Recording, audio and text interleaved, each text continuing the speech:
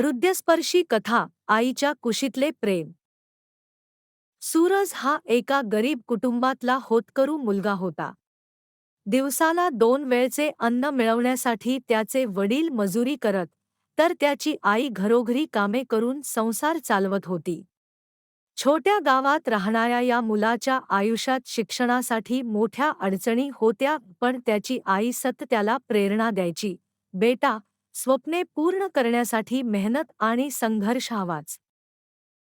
शाळा शेजारच्या गावात असल्याने सूरज रोज नदी ओलांडत पायी जायचा. विशेषतः पावसाळ्यात हा प्रवास फारच कठीण व्हायचा. कधी कधी तो हताश होत असे, पण आई त्याला म्हणायची, "आयुष्यात काहीतरी मोठं मिळवायचं असेल तर संकटांशी लढायला शिकले पाहिजे."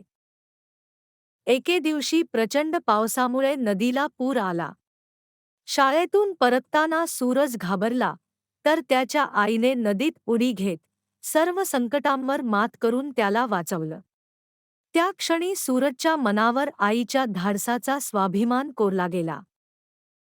आईच्या बलिदानाने सूरजला आत्मविश्वास दिला.